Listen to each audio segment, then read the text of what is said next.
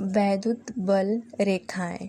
वैद्युत बल रेखाएं वे काल्पनिक रेखाएं होती हैं जो वास्तविक वैद्युत क्षेत्र को प्रदर्शित करती हैं।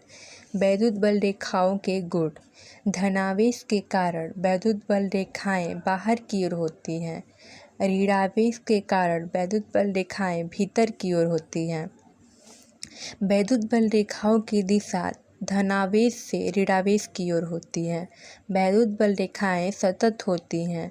ये बंद वक्र तथा बंद लूप नहीं बनाती हैं।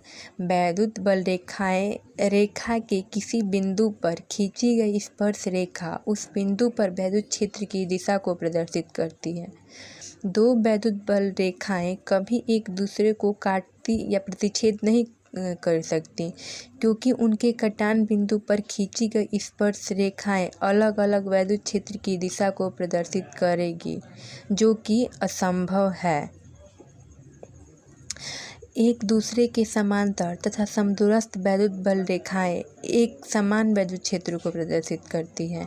यदि वैद्युत बल रेखाएं एक दूसरे के समांतर हैं परंतु एक दूसरे के समदूरस्थ नहीं हैं तो वो असमान वैद्युत क्षेत्र को प्रदर्शित करेंगी।